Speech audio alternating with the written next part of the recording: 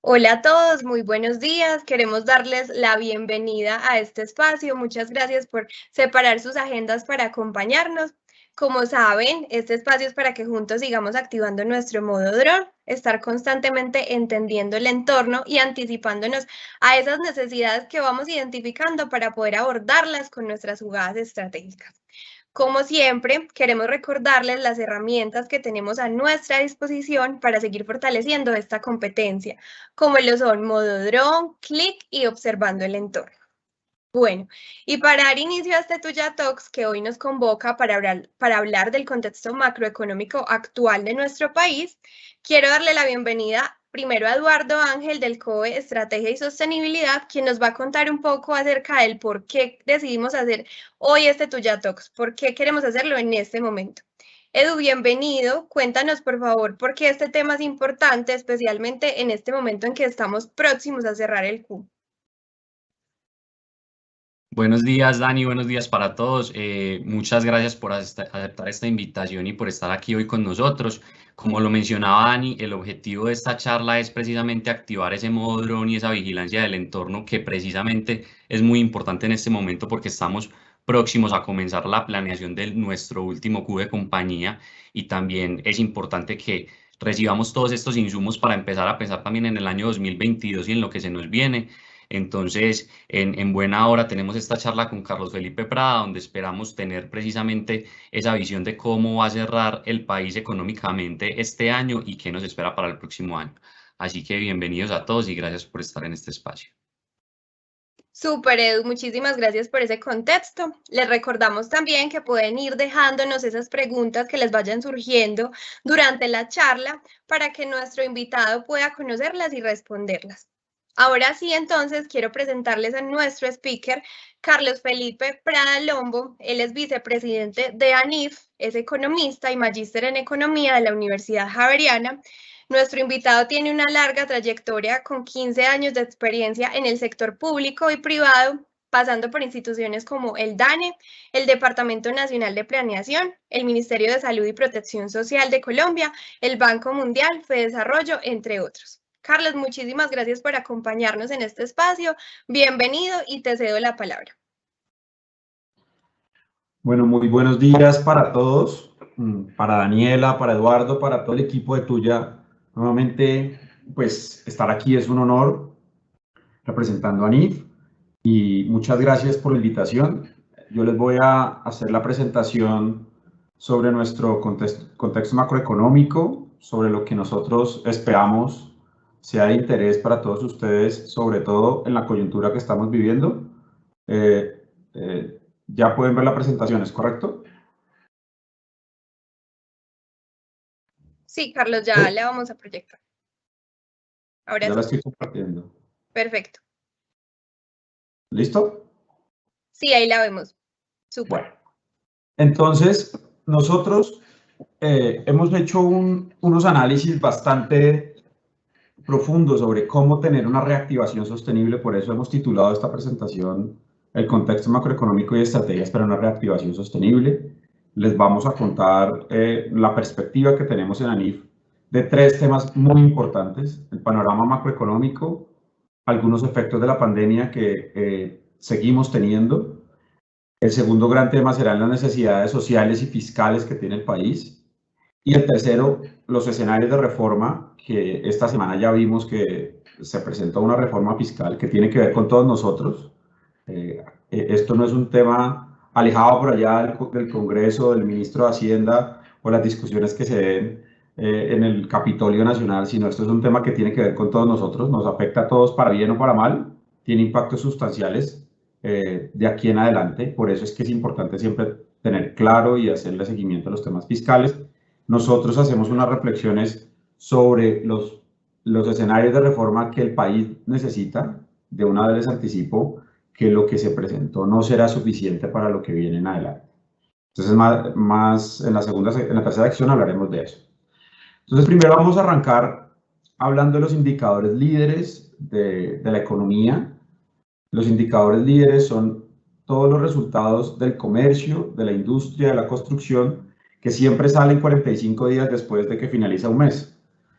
La semana pasada tuvimos los resultados del mes de mayo, en los que se pudo ver, a pesar de que estamos observando datos muy elevados, producto de la comparación estadística del dato de hace un año, cómo las manifestaciones y los bloqueos en efecto impactaron lo que se esperaría una mejor recuperación, por ejemplo, en la producción manufacturera y en el comercio minorista, como lo ven acá.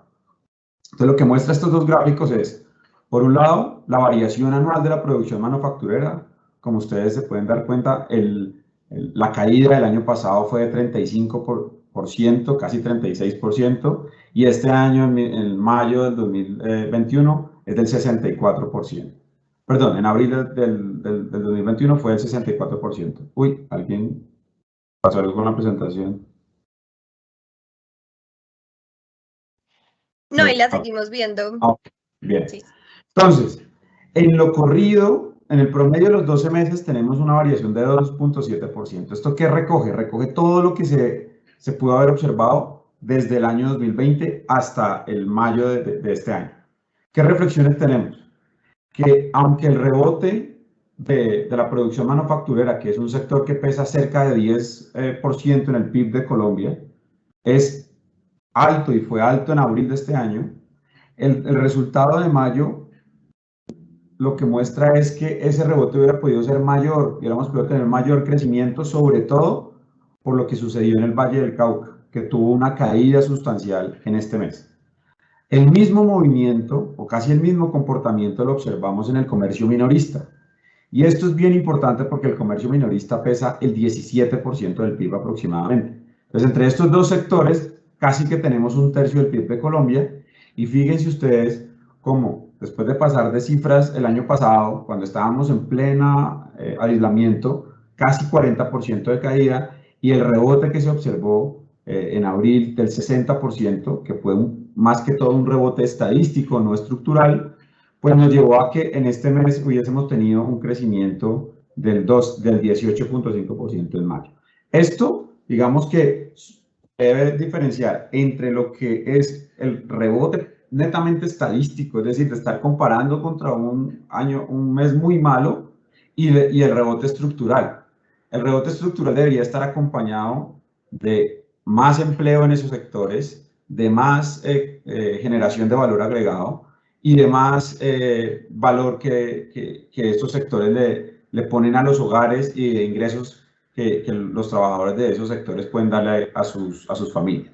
Desafortunadamente, esta oportunidad que teníamos en mayo de consolidar una recuperación económica, pues se interrumpió. Esperamos que durante junio, que conoceremos los resultados ya del trimestre acumulado el próximo 15 de agosto, pues mostrarán el balance del primer semestre del año, incluido lo que sucedió con las manifestaciones y los bloqueos durante todo el mes de mayo.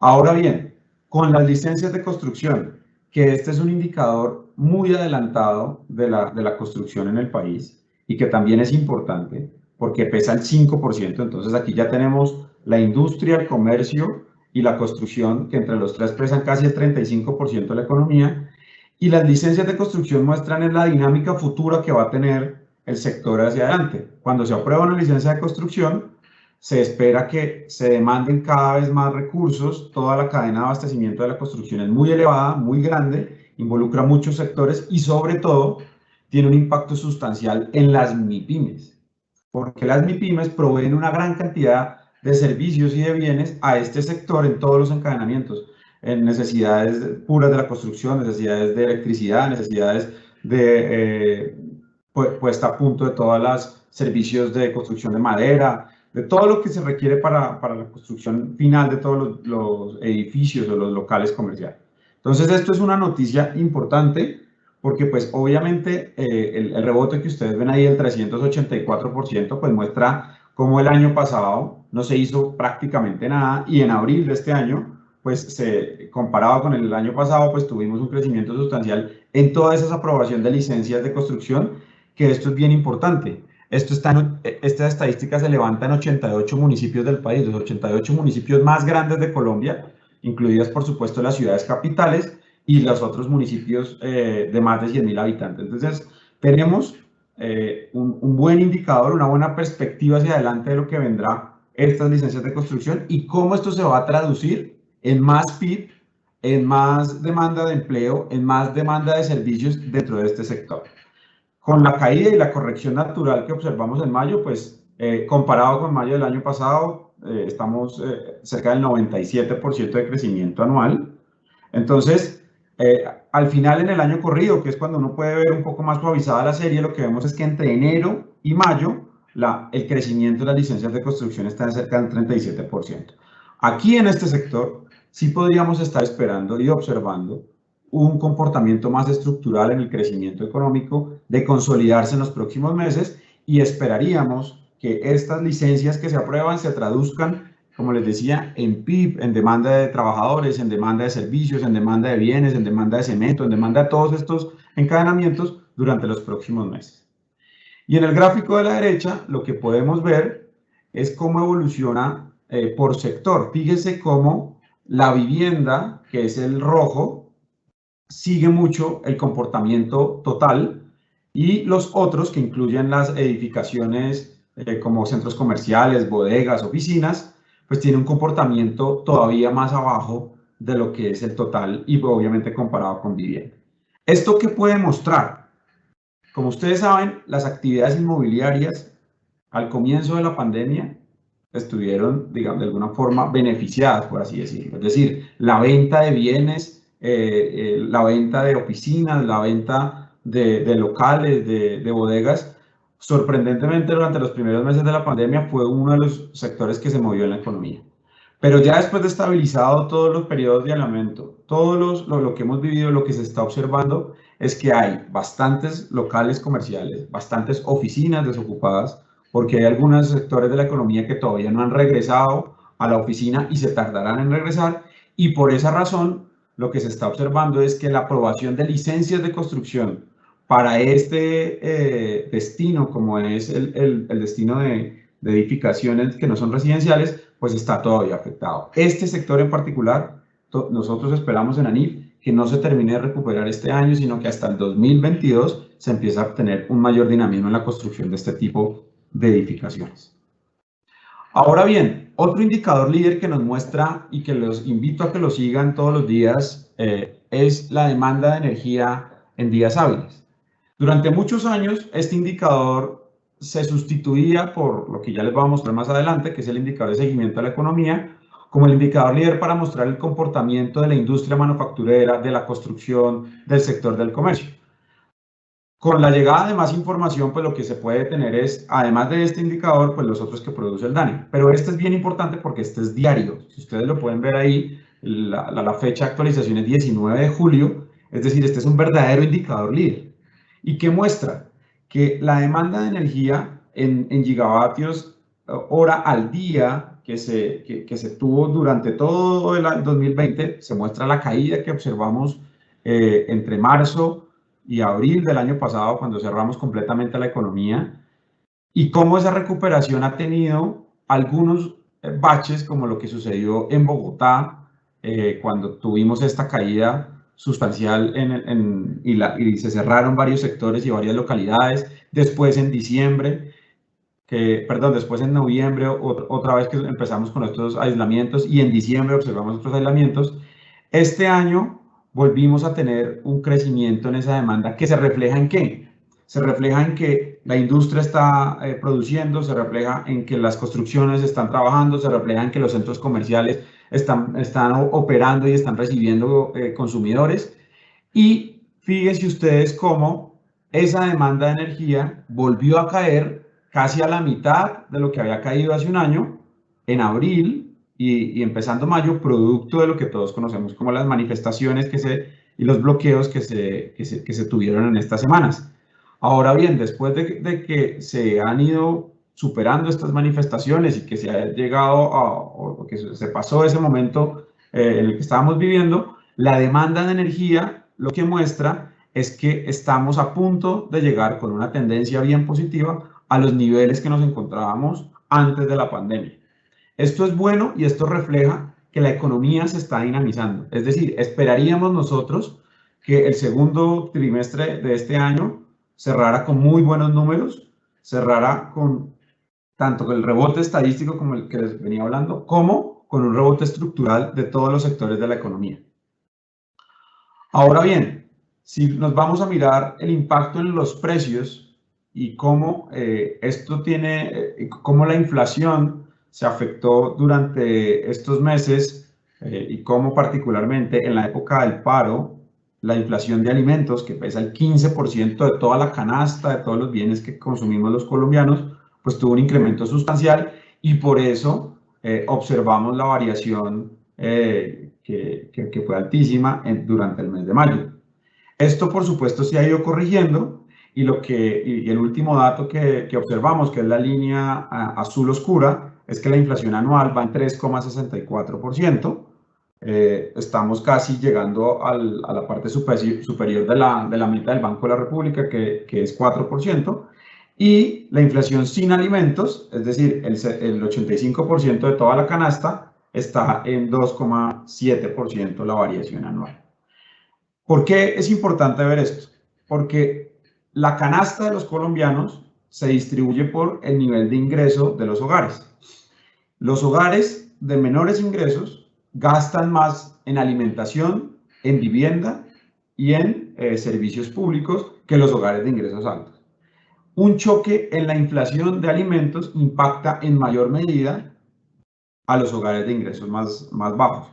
Por eso es que es importante mantener todas las condiciones de la economía, la oferta agregada de todos los bienes agropecuarios, de todos los bienes y servicios en general, para que la variación del nivel general de precios no afecte sustancialmente a quienes no queremos que más afecte. Entonces, por esa razón, este gráfico muestra un poco esos impactos que se pueden tener en el componente de inflación total y en el de alimentos, que en últimas terminan perjudicando más a los hogares de más bajos ingresos. Ahora bien, el indicador de seguimiento de la economía, que recoge todos los indicadores líderes, todas las estadísticas primarias del sector de la agricultura, de la minería, de la industria, de la construcción y del resto de sectores, pues se sintetiza en este índice. ¿Por qué es importante hacerle seguimiento a esta variable? Porque mes tras mes nos va mostrando la dinámica de la economía y se aproxima bastante, mucho, yo diría que mucho más que cualquier otro indicador, al comportamiento real de la economía. Tanto es que cuando se publica el PIB y se publica el ICE, los resultados son casi similares. Entonces, ¿qué nos muestra este indicador? Lo que ustedes ven es la tabla del 2020 y la tabla del 2021. Fíjese cómo durante todo el 2020, desde marzo hasta diciembre, tuvimos variaciones anuales negativas en todos los meses, en todos los sectores del PIB de la economía colombiana. Incluso en enero, porque estábamos comparándonos con enero y febrero, que fueron buenos años del año pasado, buenos meses del año pasado. Y a partir de marzo empezamos a ver una recuperación producto de la reapertura de la economía, es decir, haber reabierto la economía tuvo un impacto sustancial, ya lo verán, en la generación de empleo, pero también en la generación de valor agregado, adicional al rebote estadístico que hemos mencionado. Y lo favorable que podemos ver es que las actividades como la industria y la construcción tuvieron un crecimiento y un repunte muy importante, y eso se refleja en mayor generación de puestos de trabajo. Con todo esto, en el año corrido, a mayo, este indicador muestra que la economía tenía un dinamismo de 8,2% entre enero y mayo. Nosotros en ANIF esperamos que estos crecimientos se estabilicen, y un poco anticipándome a los slides de adelante, esperaríamos tener un crecimiento en todo el año del 6,6%. Entonces, estos resultados son bien importantes, muestran que la recuperación se está dando en todas las actividades de la economía, lo cual es muy bueno porque se está generando empleo y se están generando ingresos para los hogares en la mayoría de los sectores, y que estamos teniendo ahora sí una reactivación más sostenible frente a la que teníamos el año inmediatamente anterior. Entonces, para sintetizar un poco de lo que sucedió y los datos que nos dio el DANE en mayo 15, hace unos meses, la economía colombiana en el primer trimestre de este año creció 1,1%. Ahí lo que pueden ver es el primer trimestre de este año, el primer trimestre del año pasado y todo el año anterior. Como ustedes se dan cuenta, perdón, hay muchas actividades que están en el lado positivo de la balanza, pero hay otras que están todavía, o al primer trimestre, en el lado negativo de la balanza. Por ejemplo, la actividad de comercio, como les decía, que pesa el 17% del PIB, que es la columna de la izquierda en ese gráfico, decreció 0,8% en el primer trimestre. La electricidad y los servicios públicos, 1,3%. La construcción, 6%, y la minería, 15%. Ahí en el sector de la minería me voy a detener un momento para decirles que es un sector que ha venido mostrando sistemáticamente una caída tanto en el valor agregado dentro de la economía colombiana como en el crecimiento trimestral. Y esto, de alguna manera, es importante decirlo, que los recursos que provienen de la minería bien hecha son recursos muy importantes para el gobierno nacional a través de todos los impuestos, a través de todas las regalías que se generan, porque eso se puede traducir en inversión pública y de todos los puestos de trabajo que se generan en estos sectores. Entonces, esto es un sector que durante los últimos 10 años al país le dio mucha riqueza y mucho progreso, y esperaríamos que en los próximos trimestres se recupere para tener una perspectiva hacia adelante de mayor crecimiento por el lado de este sector. Sectores ganadores o digamos que crecieron positivamente en el primer trimestre: las actividades de recreación, que ahí están todas las actividades de entretenimiento, las actividades de teatro, las actividades de cine, las actividades de entretenimiento nocturno, bueno, todo este tipo de cosas tuvieron un crecimiento positivo, fueron las que más crecieron. La industria manufacturera, que esto es algo bien positivo, también creció por encima de la economía, y actividades que tuvieron un crecimiento que no fue superior al de la economía, pero fue positivo: las actividades financieras, los servicios sociales, que ahí se incluye los servicios de educación y los servicios de salud. Ahí hago un paréntesis para decir que los servicios de educación podrían haber crecido más si los colegios y todo, si la actividad educativa hubiese retornado con mayor agilidad durante los primeros meses del año, incluso durante el segundo trimestre. Ya lo van a ver cómo esto ha impactado sobre todo el empleo femenino. Y bueno, esto es un tema que para la reactivación sostenible lo tenemos que tener en cuenta. Ahora bien, por el lado de la demanda, porque el PIB se analiza por el lado de la oferta, que son todas estas 12 actividades, y por el lado de la demanda, es decir, por el lado del gasto. ¿Y qué es importante del gráfico de la derecha destacar? El consumo de los hogares. Como ustedes se dan cuenta, el consumo de los hogares es el 72% del PIB de Colombia. El PIB de Colombia son aproximadamente 1.000 billones de pesos, es decir, 720 billones de pesos provienen de lo que consumimos todos los hogares en el agregado, en todos los bienes y servicios de la economía. Y fíjese cómo el año pasado decreció ese consumo de los hogares 5,6%, y durante el primer trimestre de este año fue 1%. Y esto es bien importante: que se recupere el consumo de los hogares es algo muy favorable para todos, incluyendo, por supuesto, la unidad de negocio que ustedes manejan. El consumo de los hogares se hace a través de los sueldos, de las nóminas, de los pagos que le hacen a los hogares, del endeudamiento en tarjetas de crédito, del endeudamiento en cartera de consumo. Es decir, hay un consumo que no se puede dejar perder, y en la economía del mundo y en general en todas las economías es muy importante el sector privado y en particular el consumo de los hogares. Por eso es una muy buena noticia que a medida que se ha ido reabriendo la economía, se han ido recuperando los puestos de trabajo, los hogares también han recuperado ese gasto que por un momento en el 2020 estuvo detenido, incluso hogares que recibían sus salarios, sino que por la incertidumbre y por la falta de confianza en la economía dejaron de consumir. Entonces, esto es bien importante. El otro componente que vale la pena destacar es la inversión, que aquí se llama la formación bruta de capital. Estos son los nombres tal cual como los ponen en el DANE. Y hay algo importante ahí, es que estamos observando crecimiento también de la inversión, crecimiento comparado con lo que pasó el año pasado, que es sumamente importante. Esta es toda la inversión que se hace en la economía y que pesa el 22% del PIB, o sea, no es nada despreciable.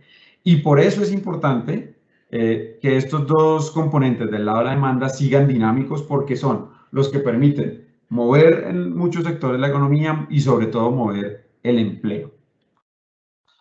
Y hablando de empleo, pues lo que podemos ver aquí es que la tasa de desempleo ya está corrigiendo su comportamiento. El último dato es el de mayo de 2021, en el que está en 15,6%, pero nos encontramos todavía muy lejos de esos mayo que observamos durante la década pasada, que estaban por debajo eran cifras de un dígito, por debajo del 10%.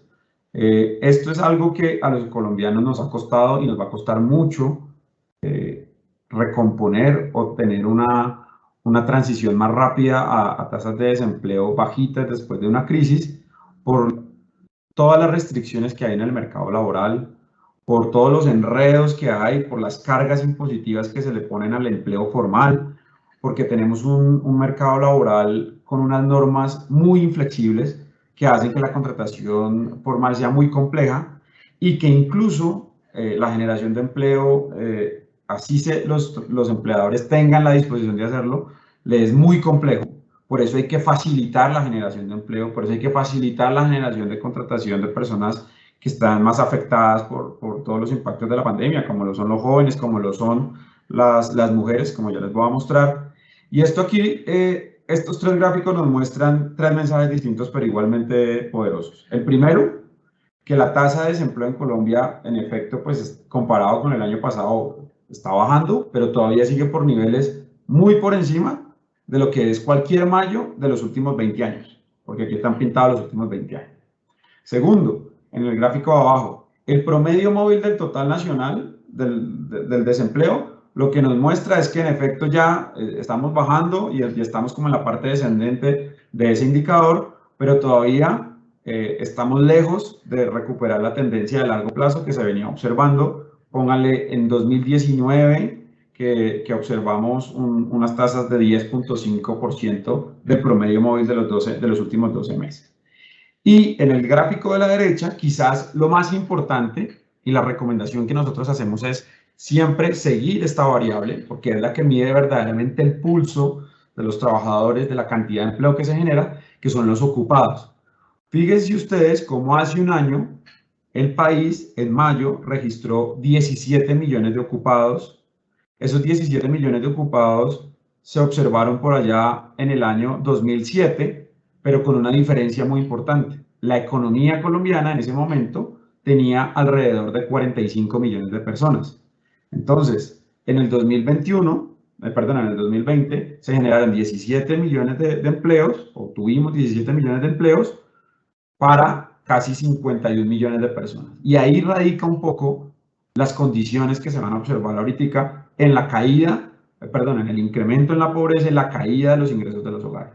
Entonces, en la medida en que la economía pueda volver a generar y podamos volver a estar cerca de los 22 millones de empleos o de los 23 millones que ya deberíamos estar y que eso nos va a tardar unos cuantos meses, yo diría que por ahí hasta el año 2023 estaríamos recuperando el nivel de empleo que traíamos antes de la pandemia. Todos los indicadores asociados a la ocupación y al ingreso de los hogares tendrán una plena recuperación. Y hablando de empleo un poco más detallado, aquí les presento en el lado izquierdo cuál ha sido la pérdida o la creación de empleos por tipo de ocupación. Estas son las mismas ocupaciones que publica el DANE, de acuerdo a las convenciones internacionales, de acuerdo a lo que se ha acordado en la Organización Internacional del Trabajo, de acuerdo a lo que se ha acordado en la División de Estadísticas de las Naciones Unidas. O sea, esto no es una clasificación arbitraria del DANE, esto es un tema de consenso mundial. Y fíjense ustedes cómo la generación de empleo se está dando, comparado con mayo del año pasado, en gran medida en el trabajador por cuenta propia.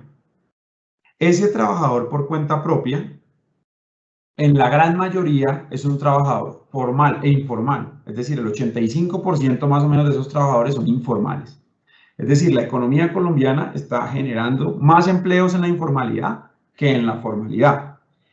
Y si uno se pone a ver en el lado derecho del gráfico cómo ha sido esa evolución, la pérdida de empleo formal, que se asocia al empleo o al obrero o empleado particular, que en su gran mayoría, contraste a la otra categoría, es formal, es decir, más del 75-80% de estos empleos son formales.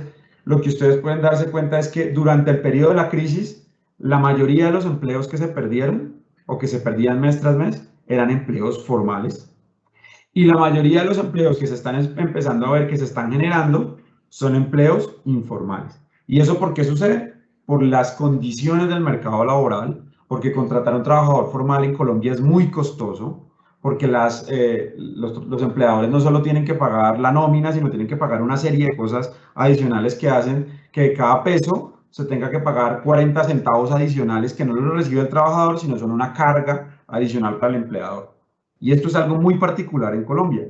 Por eso es que nosotros observamos en otros países, por ejemplo en Estados Unidos, que la tasa de desempleo subió casi al 14% en el peor mes de la pandemia de ellos y ya está otra vez en los niveles del 7%, porque el mercado laboral se va ajustando y las condiciones para generar empleo se pueden ajustar más fácilmente allá que, por ejemplo, en Colombia. Y un tema que es estructural y que por qué les digo que hay que tener cuidado y hay que prestarle atención al empleo femenino, es porque las actividades en las cuales se desempeñan las mujeres fueron las más afectadas y fueron las que menos generaron empleo en esta coyuntura. Históricamente, las mujeres se han empleado en el sector de servicios, que son la barra roja del lado derecho, en su gran mayoría en servicios, alojamiento y servicios de comida, administración pública, el sistema financiero, las actividades profesionales y el comercio. En otras actividades de la economía, casi la proporción de mujeres es mínima, como por ejemplo en la construcción y en el transporte y almacenamiento.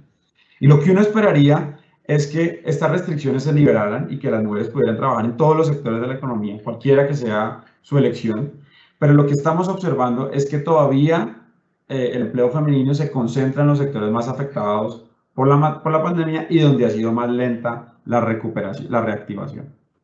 En este gráfico mostramos toda la evolución que hemos tenido de las pérdidas de ingresos de los hogares. Esto lo calculamos con la encuesta de hogares del DANE.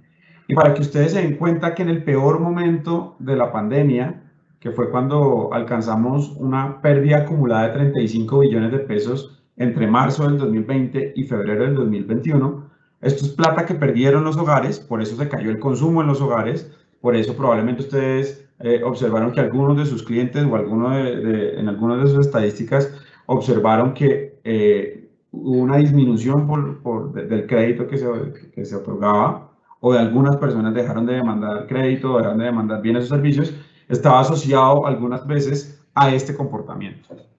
Y esto es algo que ya se perdió. Por eso es que cualquiera que sea el comportamiento que tengamos en adelante del virus, puede que sea la variante que sea, el nombre que le quieran poner, volver a cerrar la economía tendría un impacto sustancial, a pesar de que vamos muy bien en la vacunación en algunas cohortes de la población de Colombia.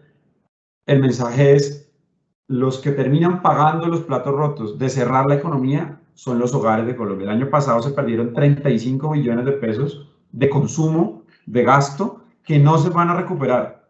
Y que afortunadamente en estos meses ya comenzamos a ver un efecto contrario, es decir, ya los hogares están, comparado con el año pasado, generando más ingresos. Esto es algo positivo que sin duda alguna tendrá impactos obviamente en las cifras de pobreza y en las cifras de desigualdad del país. Pero para que ustedes vean esto cómo fue distribuido, digamos, regionalmente, y por qué en algunas ciudades se observa mayor desempleo, se observa mayor índice de inseguridad, se observa mayores problemas sociales, es cómo se dio esa pérdida de ocupación y esa pérdida de ingresos en Bogotá, Medellín, Cali, Barranquilla y Bucaramanga, que son las ciudades más grandes de Colombia. Entonces, fíjense cómo voy a explicar el de Bogotá y así se entiende el de las otras 4 ciudades. Los ocupados de Bogotá representan alrededor del 18% de los ocupados del país. Durante todo este periodo de marzo a mayo, se han perdido o se perdieron el 25% de los empleos que se perdieron en Colombia, se perdieron en Bogotá. De los ingresos, se generan el 26% de los ingresos en Bogotá, y aquí en Bogotá se perdieron el 36% de los ingresos del total de Colombia. Es decir, todos estos cierres que observamos y que ya parecen historia, pero nosotros en ANIP lo recordamos muy bien, todos estos cierres sectorizados, cuarentenas, cupos epidemiológicos, todo ese tipo de cosas que se dijeron acá, que cuarentenas sectorizadas, que días 3x2, 4x3, todo ese tipo de estrategias, lo único que hacen o que hicieron fue erosionar empleos, erosionar ingresos de los hogares, y cuando uno se pone a mirar en detalle son hogares de más bajos ingresos. Es decir, todas las cuarentenas se intentaron mitigar con algunas transferencias que pudieron hacer el gobierno nacional y el gobierno distrital para mitigar el cierre de la economía, pero para que ustedes lo tengan claro, ningún gobierno local, municipal, departamental, ni nacional va a sustituir el sector privado de un país. Ninguno. La alcaldía de Bogotá hubiera podido vender todos sus activos, del acueducto, hubiera podido vender la empresa Energía de Bogotá, todo eso, y no hubiera podido alcanzar 3 meses de subsidios como los quería pretender dar para toda la pérdida de ocupación que se observó a causa de esta estrategia. Ojo, la estrategia que se usó al comienzo para preparar la economía, el abril del año pasado, fue un costo que todos los países hicieron, abril y mayo del año pasado, para prepararse para atender lo que hoy se está atendiendo, por ejemplo, el pico que se tuvo, el cuarto pico de la pandemia, pero haber abusado de esas estrategias nos llevó a esto. Fíjense cómo en otras ciudades como Medellín, como Cali, como Barranquilla y Bucaramanga, casi que las proporciones se mantuvieron equivalentes, es decir, se perdió lo que se esperaría que se debería perder. Incluso en Medellín, la caída de los ocupados fue menor del peso que tienen en el total nacional, y la pérdida de ingresos fue menor a lo que se representa en el total nacional. Y obviamente todos estos resultados pues se reflejaron en un incremento sustancial de la pobreza monetaria, sobre todo en el área urbana del país, que aquí se llaman cabeceras, de nuevo estos son los nombres del DANE. Es decir, bajo la metodología que publicó el DANE el año pasado, se construyeron unas líneas de pobreza y se calculó cuántas personas en Colombia estaban por debajo de esa línea de pobreza, ese valor monetario, por eso se llama pobreza monetaria, y lo que observamos es que todos los avances que se tenían, por lo menos desde el 2012, se perdieron en términos de pobreza monetaria. La pobreza en las ciudades aumentó sustancialmente, y aumentó sustancialmente por esta razón, porque los hogares perdieron ingresos laborales, y al final la pobreza nacional quedó en 42%, y la pobreza extrema quedó en 15%. Y aquí es donde se notó, pues eso es un incremento muy importante, porque Colombia había hecho una tarea muy bien lograda, y era reducir la pobreza extrema. De hecho, el plan de desarrollo de este gobierno tenía previsto que en condiciones normales la pobreza extrema en Colombia iba a llegar al 6% de la población, pero todo cambió, y esto sin duda nos hace rebarajar todos los planes hacia adelante, porque es volver a remar más fuerte desde un punto más complejo, y que esperaríamos que volver a observar la pobreza sobre el 35 o incluso menos de la población, y la pobreza extrema por debajo, muy por debajo del 10%, será una tarea que le corresponde no solo al gobierno nacional, sino también al sector privado en la generación de empleo y en la generación de condiciones para que estas personas puedan volver a tener empleo y puedan volver a recibir ingresos. Entonces, todos los indicadores líderes muestran que vamos por un buen camino, es decir, la industria, el comercio, los servicios, la construcción, nos van mostrando el indicador de seguimiento de la economía que vamos en una recuperación importante. Pero la incertidumbre sobre la sostenibilidad fiscal ha generado como señales sobre nuestro riesgo o sobre el riesgo que representa Colombia para los inversionistas. Por esa razón, las calificadoras de riesgo, 2 de las 3 más importantes, porque pues no son las únicas, pero son las más importantes, las que califican la deuda colombiana, y ojo, califican la deuda de muchas empresas de Colombia, pues redujeron la calificación de Colombia. Ya sabemos que pues 2 de las 3 nos bajaron su calificación y con eso ya Colombia perdió el grado de inversión. Y esto no es una simple frase que digan, bueno, Colombia perdió el grado de inversión y ya está. No, porque muchos fondos de inversión privada, muchos inversionistas tienen por estatutos que no pueden invertir en países que no tengan grado de inversión. Es por eso que estamos observando y seguiremos observando que el país experimente que muchos inversionistas que antes estaban se tengan que ir obligatoriamente por estatutos internos, a pesar que hemos observado que algunos fondos extranjeros están comprando deuda colombiana y están mes tras mes adquiriendo más deuda y más TES para financiar al gobierno nacional. El tema aquí es que recuperar el grado de inversión no va a ser una tarea sencilla y eso es la consecuencia de todo lo que ha sucedido y de haber perdido la posibilidad de mandar una señal, de hacer una reforma fiscal que fuese beneficiosa para disminuir la pobreza y la desigualdad, que le permitiera al gobierno nacional tener los recursos necesarios para poder hacer gasto público en transferencias a los hogares, en inversión pública y en todos los programas sociales, y también tener una senda fiscal estable para los próximos años. Si ustedes lo recuerdan, una vez se retiró la reforma del exministro Carrasquilla, Standard & Poor's bajó la calificación de Colombia y apenas el gobierno nacional publicó el marco fiscal de mediano plazo y todos nos dimos cuenta que esa estrategia no iba a ser suficiente. Fitch rebajó el grado de la calificación y con eso ya perdimos el grado de inversión. Ahora estamos esperando qué sucede con Moody's. Ellos van a esperar un poco el trámite de esta reforma para ver qué es lo que viene. Las perspectivas que nosotros tenemos no son favorables. Nosotros creemos que hay una probabilidad muy alta que Moody's también nos rebaje la calificación y con eso perdamos también con ellos el grado de inversión. Y esto sin duda se ha reflejado en la volatilidad de la tasa de cambio nominal, que pues por supuesto que desde el año pasado estamos experimentando unos cambios sustanciales. Obviamente la subida más alta fue la que se tuvo en abril del año pasado, cuando empezó la pandemia. Y aquí hemos tenido una serie como de volatilidades, pero la tendencia es claramente alcista, a pesar de que estamos teniendo compras de deuda, confianza de algunos inversionistas.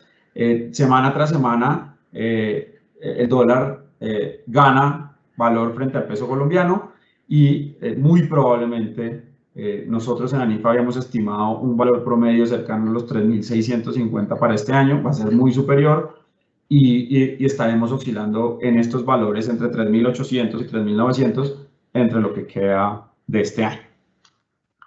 ¿Y cómo puede ver uno esos impactos que, aunque el mercado, como lo dicen algunos colegas y algunos analistas que siguen diariamente estos índices, aunque el mercado ya había descontado que Colombia iba a perder el grado de inversión, lo que sí es cierto es que el riesgo país, medido a través del ENVI, para Colombia está teniendo una tendencia positiva desde hace un buen tiempo. Y si ustedes se ponen a ver, salvo Brasil, que está en niveles altos, la tendencia de Colombia es creciente, incluso comparado con un país como México, en el que pues Colombia tiene históricamente comportamientos similares, y con Perú, que a pesar de toda la inestabilidad política que hay allá, pues no ha tenido un crecimiento en la prima de riesgo adicional que tienen que pagar los inversionistas o que pagan por adquirir la deuda colombiana. Entonces, esto es un resultado de lo que está sucediendo. La deuda nueva que adquiere el país será más costosa. La deuda nueva que adquieran las empresas en el extranjero será más costosa y esto es un reflejo de lo que está sucediendo en la situación fiscal de Colombia. Por eso es importante que la situación fiscal de Colombia la corrijamos. No hay otro problema más relevante, no hay otro tema más importante para resolver. Tenemos en Colombia miles de cosas, tenemos que resolver otras tantas, pero si no resolvemos el problema fiscal, olvidémonos que vamos a resolver todos los programas sociales que permiten disminuir la pobreza y la desigualdad, los programas sociales que permiten generar subsidios a la educación superior, subsidios a las viviendas, subsidio a una cantidad de cosas y en generar inversión pública y estabilidad de las finanzas públicas. Y esto es bien importante dentro del contexto que nos encontramos, porque fíjense cómo todo lo que ha venido sucediendo en esta historia que les he contado se refleja en algo que tiene que ver directa e indirectamente con ustedes, y es la evolución de la cartera de la economía. Nosotros en ANIF habíamos hecho un ejercicio hace unos 10 meses y teníamos claro que la cartera hipotecaria se iba a mantener, es decir, la evolución de la cartera en este sector tenía un impulso por el programa del Gobierno Nacional de los Subsidios, y esperábamos que fuera la cartera comercial un poco la que jalonara el comportamiento este año, pero lo que estamos observando es que esa cartera comercial está en niveles bastante negativos, incluso de los últimos 5 años, y bien por debajo del total de la cartera. Y esto un poco es el reflejo de lo que ha sucedido en la economía, de lo complejo que han sido estos meses, en particular para algunos sectores de la economía y del sector privado, y que aunque los hogares han tenido una caída en la cartera como es el consumo, no es tan fuerte como la cartera comercial. Y esto es algo que es una alerta y es algo que debemos tener cuidado, y por eso es importante reactivar completamente la economía, por eso es importante estabilizar las finanzas públicas, porque todo esto está encadenado, todo esto tiene una consecuencia de lo que sucede en el panorama fiscal con el panorama del sector financiero. Y es decir, una economía que está teniendo problemas fiscales que no se resuelven pronto o que no hay señales de resolver pronto, pues es una economía que pierde la confianza del sector privado, la confianza de los inversionistas y por tanto, pues la confianza en abrir nuevas inversiones, nuevos emprendimientos o consolidar los que ya están creados. Entonces, esto es un tema que esperamos que se corrija. Nosotros consideramos que estamos en el periodo más bajo de este comportamiento y esperaríamos que se empiece a corregir en los próximos meses y empecemos a ver crecimientos menos negativos hasta observar a final del año crecimientos positivos. Algo bueno que observamos, y aquí les ofrezco excusas, estar hablando de mayo cuando ustedes tienen cifras muy actualizadas, seguramente de días, es porque la Superintendencia Financiera no nos permite tener un dato más actualizado, consolidado. Yo desearía tener por lo menos el dato de junio, pero lo que sí es bueno es que la calidad de la cartera o el indicador de calidad de la cartera empezó a corregir ese deterioro tanto en la cartera comercial como en la cartera de consumo. Es decir, el riesgo por ese lado no está tan materializado, o es decir, se está dejando de materializar. Esperábamos todos que la cartera del microcrédito tuviese un comportamiento diferente al resto y que tuviera mayor deterioro. Y la buena noticia aquí es que con corte a mayo y a corte a todo lo que ha venido sucediendo, pues esa calidad de cartera está mejorando, por así decirlo. Entonces, toda esta reactivación económica dependerá sin duda de lo que pase en la pandemia. No nos olvidemos que todavía no hemos salido de la pandemia, no nos olvidemos que necesitamos tener todos los sectores abiertos, no nos olvidemos que necesitamos reabrir paulatinamente todo lo que había estado cerrado. Un ejemplo de eso son las actividades de entretenimiento, los cines, ahora los estadios de fútbol, ojalá pronto los conciertos, ojalá todas esas actividades que mueven mucho empleo, sobre todo empleo de los jóvenes, y por eso es que vale la pena hacer el seguimiento a estas cifras de la pandemia. Yo les voy a mostrar aquí rápidamente cómo evolucionamos y cómo en el gráfico del lado derecho, que es una estadística aproximada, no es ni mucho menos para que luego nos regañen que esa no es la tasa de mortalidad efectiva, sino esto es una aproximación de las muertes y el promedio en los contagios en los últimos 14 días, que al ser una estadística que se ha venido construyendo desde hace 16 meses, pues es estable, y lo que muestra es que Colombia, a pesar de todos estos picos de contagios, pues la mortalidad no ha sido muy distinta y se ha controlado y se ha comportado como el resto del mundo. Aquí un poco de buenas noticias. El país se demora en las últimas semanas en promedio 4 días para llegar al siguiente millón de dosis aplicadas. Ya vamos en 24 millones. El país tiene en este momento está ampliando la capacidad instalada de dosis. El domingo van a llegar 3.5 millones de dosis de Moderna que nos donó el gobierno de Estados Unidos. Durante todo julio y agosto van a seguir llegando más dosis y el proceso de vacunación seguirá, esperamos nosotros, con dosis en promedio de 300.000 dosis al día, lo cual permitirá que se vayan ahuyentando esas intenciones de volver a cerrar algunos sectores, de volver a cerrar la economía a pesar de los incrementos en los contagios. Aquí un poco el efecto que tiene la vacunación para que ustedes lo puedan ver, cómo estas caídas en las muertes por cada grupo reflejan que la vacunación sí tiene un impacto, que vacunarse sí tiene un comportamiento favorable y sobre todo que es efectivo para la salud y para la reactivación de la economía.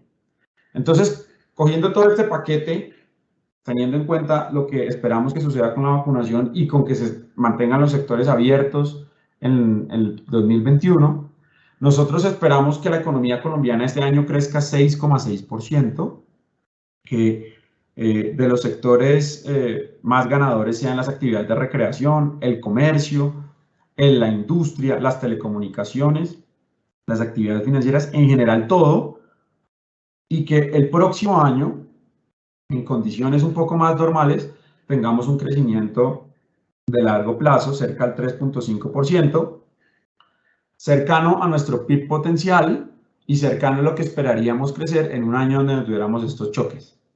¿Qué es positivo y que tiene mucho que ver con la actividad que ustedes desempeñan? Nosotros esperamos que el consumo de los hogares crezca 6,1% este año y que crezca más que la economía el próximo año con 3,6%.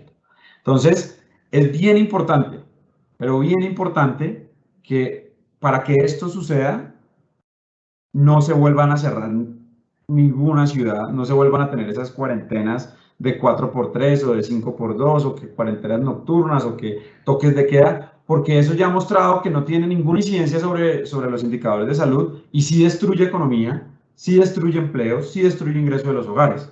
Entonces, esperaríamos que este fuera el comportamiento. En esto están basados nuestros modelos de consistencia. En nuestros modelos de consistencia y esperaríamos que, como les digo, este año cerremos en 6,6%. Un poco teniendo en cuenta el tiempo, quiero contarles lo que nosotros hemos estado proponiendo, quizás lo podamos profundizar. Nosotros queremos que se haga un énfasis en un programa esencial que es la recuperación del empleo femenino. Parte de la recuperación sostenible tendrá que ver con una manera decidida con la cual se aborda el empleo femenino.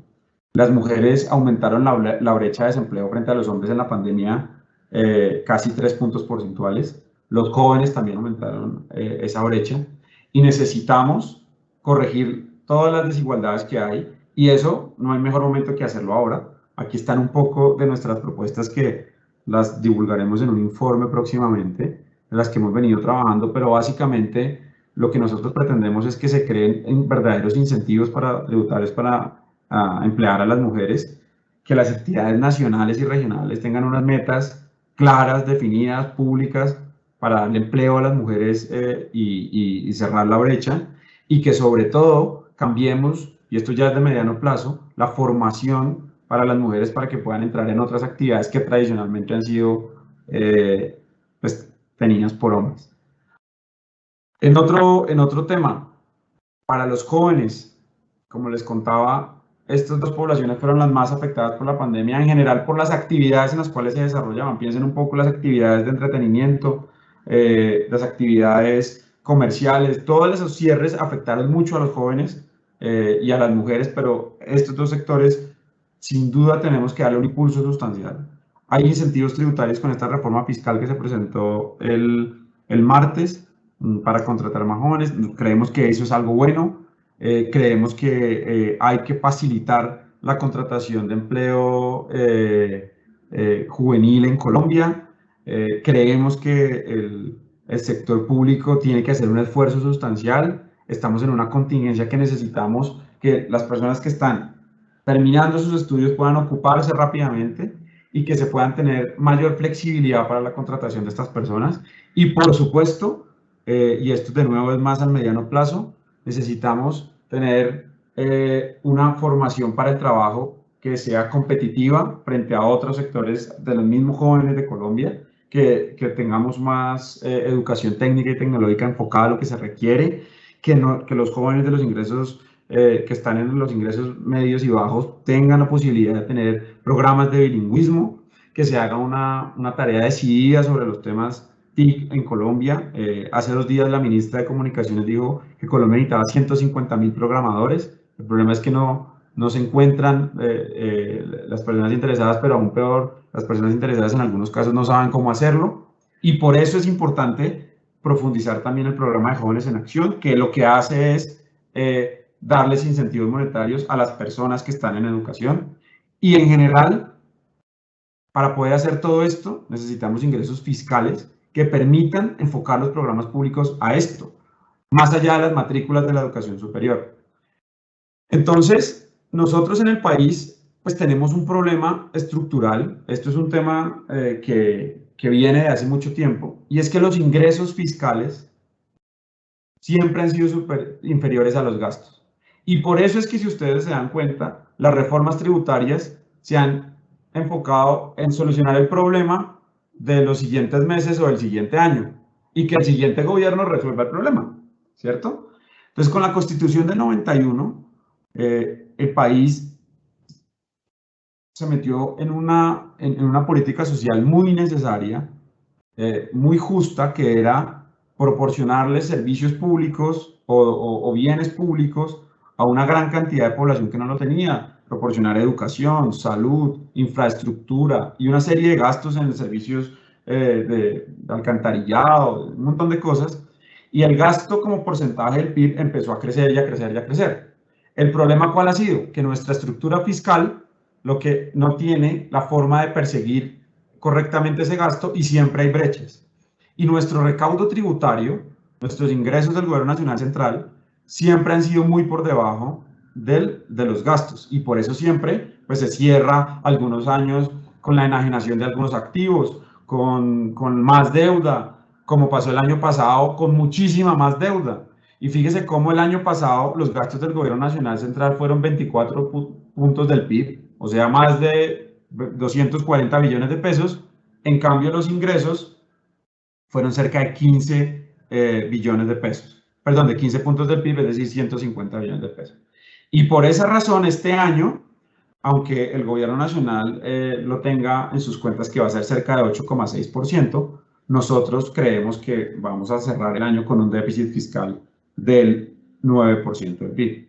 Entonces, ¿cómo podemos tener un país que pueda atender todas las demandas sociales que son necesarias y que se tienen que hacer? ¿Cómo se puede atender las transferencias monetarias, el subsidio a la educación superior, el subsidio en la educación pública, el subsidio en la salud, que es el régimen subsidiado? ¿Cómo podemos gastar en infraestructura? ¿Cómo podemos gastar en programas sociales que reduzcan la pobreza y reduzcan la desigualdad en Colombia si tenemos una estructura tributaria de esta naturaleza? Es imposible. Y esto, aseméjenlo como un hogar que el banco le va prestando, pero llega un punto en que un hogar no puede vivir de solo deuda, y los colombianos no podemos acostumbrarnos o tener una senda en la que al final de unos años debamos más de nuestro propio PIB.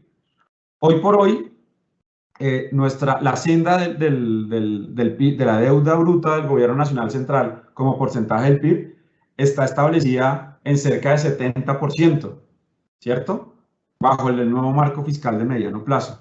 Fíjese cómo ha ido cambiando el panorama fiscal en los últimos años en Colombia. Este es un ejercicio que se hace todos los junios de cada año. El Gobierno Nacional por ley está obligado a presentar el marco fiscal para los próximos 10 años.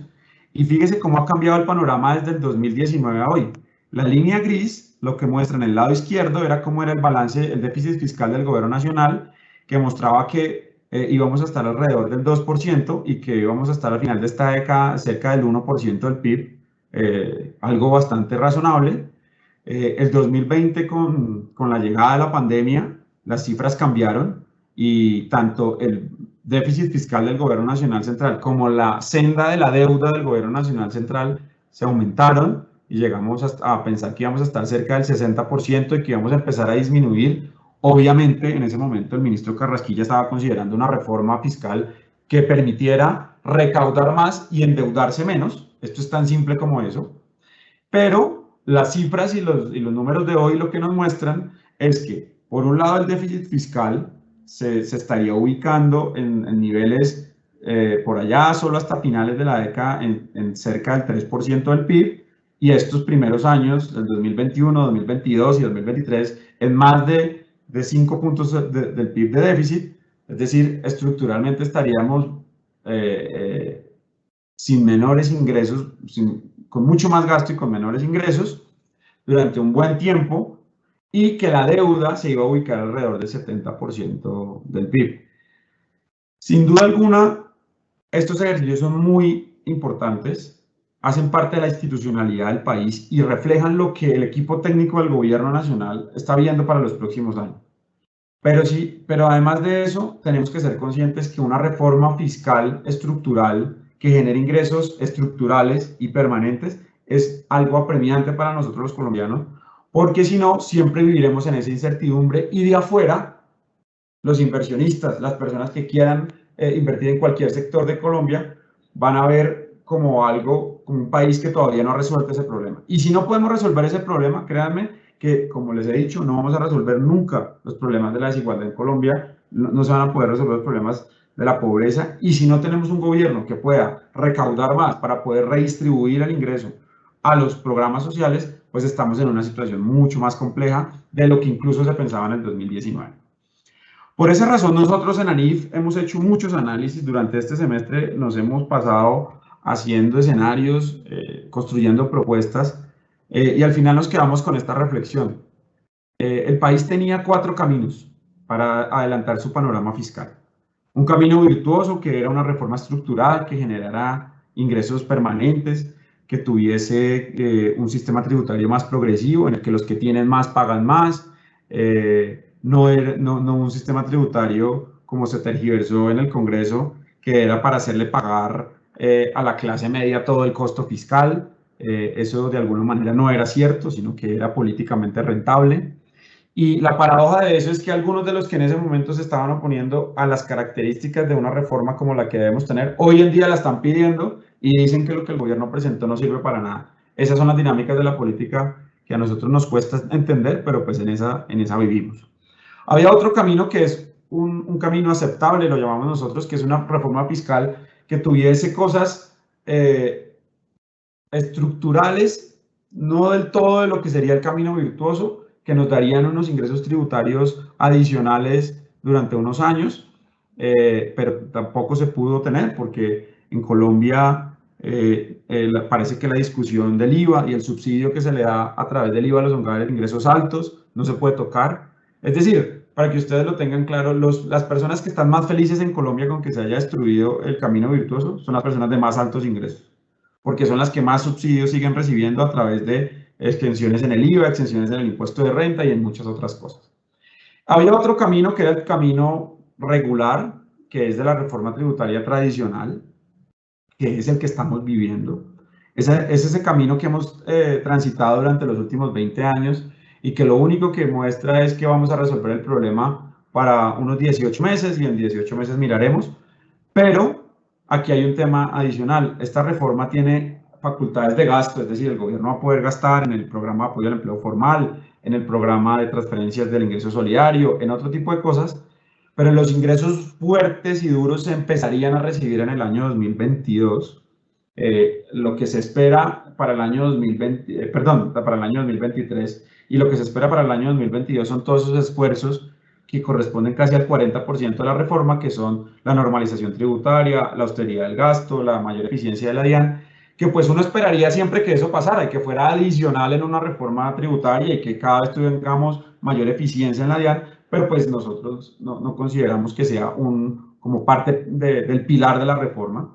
Entonces, este camino nosotros lo hemos llamado regular, y había un camino malo que era perverso, que era un camino que nos llevaría a un escenario muy complejo, y es que no se hiciera nada. Nosotros, por un lado, estamos satisfechos que se haya presentado una reforma, que las diferencias del gobierno nacional con el Congreso se resuelvan donde se tienen que resolver en nuestra institucionalidad, que es en el Congreso de la República. Allá es donde se tienen que dar todos los debates fiscales. La Constitución del 1991 estableció que el gobierno nacional solamente puede modificar los impuestos si el Congreso le da la autorización, lo cual es algo muy bueno. Y entonces allá se van a dar esas discusiones y seguramente algo cambiará. Lo que nosotros hemos observado es que hay un ambiente político que va a hacer que el trámite de esta reforma sea mucho más tranquilo, pero ojo, necesitamos tener claro que esta reforma no va a resolver los problemas. Esta reforma, perdón que me vuelva, no nos va a llevar a tener una senda de deuda más bajita. Esta reforma no nos va a tener un balance del gobierno nacional central más bajo. No, esta reforma no generará estos cambios estructurales y sobre todo, esta reforma no hará que las personas que tienen más recursos en la economía paguen más, que es lo que idealmente estaba previsto antes. Entonces, nosotros aquí tenemos unos ejercicios, obviamente les dejamos la presentación, pero esto fue todo lo que hicimos. Nuestros cálculos iniciales en este camino virtuoso hablaban de que íbamos a tener una reforma con recaudo del 2% del PIB cada año. Esto, a partir del año 2024, esto era algo positivo, esto era algo que permitía tener gasto social, permitía tener un gasto de inversión que jalonara la economía, permitía que la confianza de las calificadoras en el grado de inversión de Colombia se mantuviera. Esto pues no pasó. Nosotros en ANIF hicimos algunos ejercicios con un índice que siempre es muy debatido, pero pues que los economistas o los estadísticos no han cambiado durante años, que es el índice de Gini. Entonces nosotros aquí lo que hicimos fue unas simulaciones de implementar todo esto en la reforma, cómo disminuiría la desigualdad.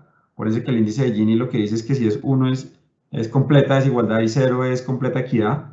Entonces esta disminución en el índice de Gini aplicando todas estas propuestas pues tenía beneficios sociales para todos los colombianos.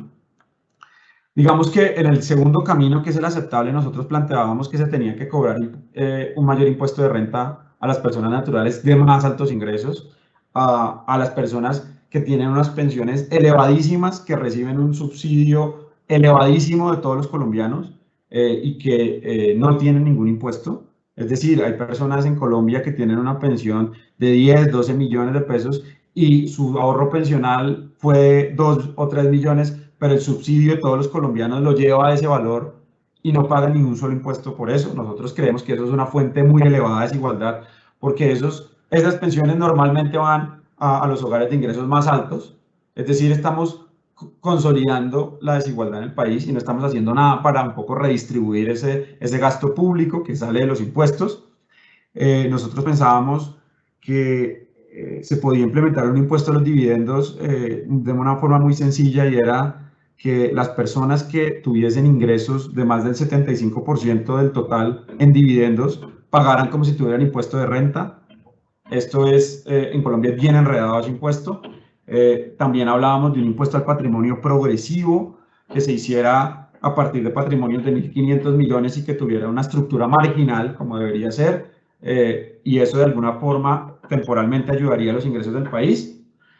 Y para las personas jurídicas lo que planteábamos era simplemente que el impuesto de renta dejara de tener esa deducción del ICA, que es del ICA pagado, y que mantuviéramos la senda sin disminuir la tarifa.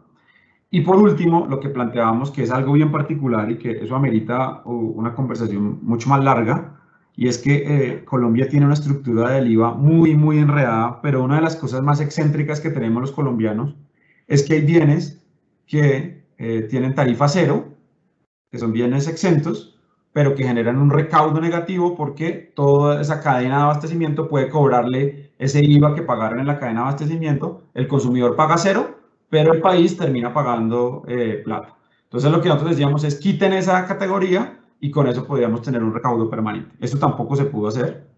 Entonces, al tener esa imposibilidad de recorrer los dos primeros caminos, pues estamos en un escenario complicado, que es hacer más de lo mismo, o pues afortunadamente no pasó, que no era hacer nada. Entonces ya tenemos claro que vamos a hacer algo.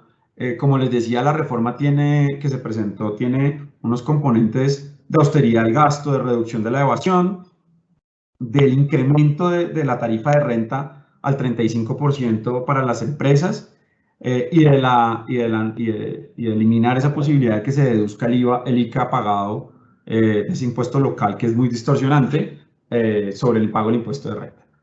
Aquí hay un tema bien importante y es algo que debemos reflexionar todos y es las empresas en Colombia no son como así, por así decirlo, el enemigo a vencer. Muchas personas dicen, cóbranle más a las empresas, es que las empresas, pero en realidad las empresas no son ni ricos ni pobres, los ricos son los dueños de las empresas y a eso hay que cobrarles más. Pero cuando uno le cobra 35% de tarifa a una micro, pequeña e incluso mediana empresa, es algo muy fuerte que deberíamos corregir. Y por eso es que en Colombia tenemos una alta y elevada desigualdad, informalidad empresarial, porque el costo de la formalización para estas empresas es muy alto. Fíjense ustedes, para una micro, pequeña o mediana empresa pagando 35% de impuesto de renta, pues es algo complejo.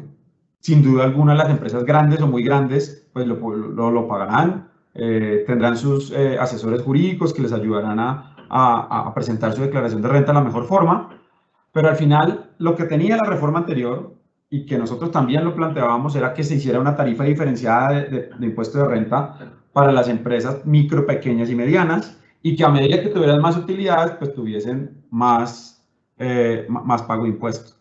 Pero pues esto no, por ahora no va así y pues lo que se espera es que a partir del año 2023, esto es bien importante para que todos los tengamos claro, se aumentará la tarifa al 35%.